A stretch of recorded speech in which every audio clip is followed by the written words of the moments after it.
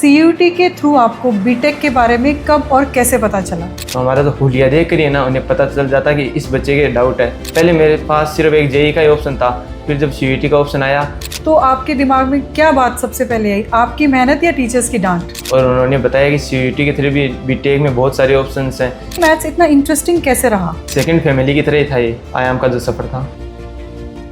नमस्कार स्टूडेंट्स, मैं पूनम चौधरी आयाम सीकर से। इस वक्त हमारे साथ हैं आयाम के वो होनहार स्टूडेंट जिन्होंने सीयूईटी के मैथ्स विंग में अपनी सफलता का समीकरण खुद लिखा। सीकर डिस्ट्रिक्ट से नरेश थाकण।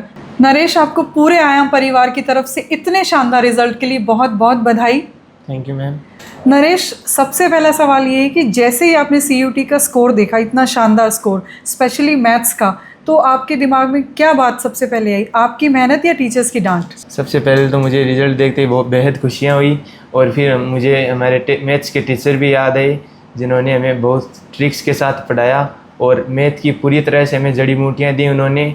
और हमारी क्वेश्चन प्रैक्टिस थी वो भी उन्होंने बहुत बढ़िया कराई, और अगर किसी क्वेश्चन में हमें डाउट होता तो वो भी बेहद अच्छे तरीके से हमें समझाते, और हमारी मतलब मोटिवेशन था उनका वो भी बेहद शानदार था।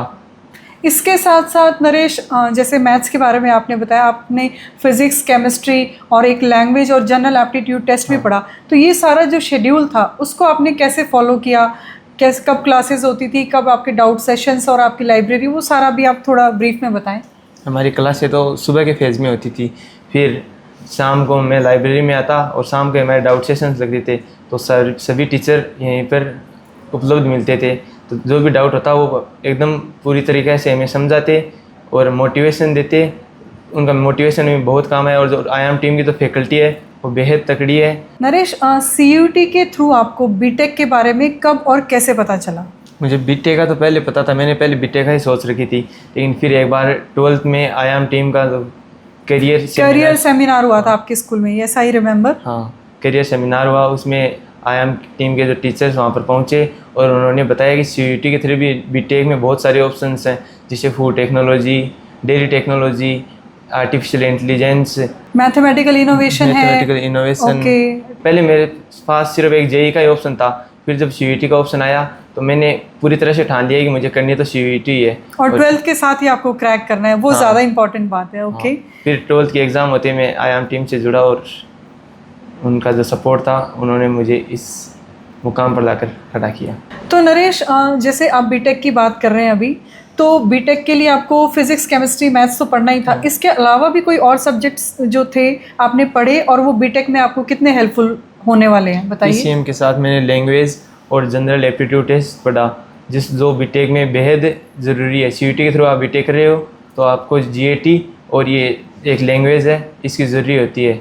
जैसे कुछ यूनिवर्सिटीज़ में, शायद दिल्ली का जो कॉलेज है, जी जी, उसमें जो एडमिशन है वो एक मैथमेटिक्स, जनरल एप्टीट्यूड टेस्ट और एक लैंग्वेज, हाँ, इनके थ्रू होता है। तो आपके कहने का मतलब है, अगर आप पीसीएम के साथ या पीसीबी के साथ अगर आप लैंग्वेज और एक जनरल एप्टीट्यूड टेस्ट भी पढ़ लेते हैं तो आप काफ़ी ज़्यादा कोर्सेज के लिए अप्रोच कर सकते हैं। नरेश, मैथ्स अक्सर स्टूडेंट के लिए बहुत डरावना सब्जेक्ट होता है। जब मैं स्टूडेंट थी, मुझे भी मैथ्स से बहुत डर लगा करता था, तो तुम्हारे लिए मैथ्स इतना इंटरेस्टिंग कैसे रहा? मैथ्स की जो पृष्ठभूमि है वो मेरे घर से ही चालू हुई। जो मेरा खानदानी माहौल था वो मान लो मैथ्स का ही था। मेरे पापा मैथ्स के टीचर हैं और मेरी दीदी जो है वो मैथ्स से कनेक्टेड थी, तो जो रुचि थी वो तो मेरी शुरुआत से ही बन गई थी। और फिर मैं यहाँ आया तो जो टीचर्स थे वो बेहद बढ़िया थे, हमें उनसे बातचीत करने में कोई भी हिचकिचाहट नहीं होती थी, और जब वो पढ़ाते वक्त स्टूडेंट्स के जो डाउट तो आते ही हैं, तो हमारा तो हुलिया देख कर ही ना उन्हें पता चल जाता कि इस बच्चे के डाउट है, और वो आयाम की जो वो टीचर हैं वो पर्सनली केयर करते हैं, और जो डाउट्स पर हैं वो बेहद मतलब बहुत कंफर्ट जोन में रहे। तुम्हारे कहने का मतलब ये, तुम्हें घर से आने के बाद यहाँ मतलब कोई हेजिटेशन या इस तरह का कोई दिक्कत कि मैं कैसे टीचर से बात करूँ, इस तरह की किसी चीज़ का सामना नहीं करना पड़ा। और मतलब ये एक सेकंड फैमिली की तरह ही था ये आयाम का जो सफ़र था। फाइनली नरेश, पूरे आयाम टीम की तरफ से आपको फिर से बहुत बधाई, और हम सबको ही आप पे बहुत ज़्यादा गर्व है, और मुझे पूरी उम्मीद है कि नरेश की इस जर्नी को देखकर हमारे जो नए स्टूडेंट्स हैं, आने वाले नए साइंस के स्टूडेंट्स हैं स्पेशली, उन्हें बहुत हौसला मिलेगा कि सही गाइडेंस मिलने पर मैथ्स से डरने की नहीं बल्कि मैथ्स में टॉप करने की ज़रूरत है। वंस अगेन नरेश, बहुत बहुत बधाई, बहुत सारी शुभकामनाएं। Thank you ma'am.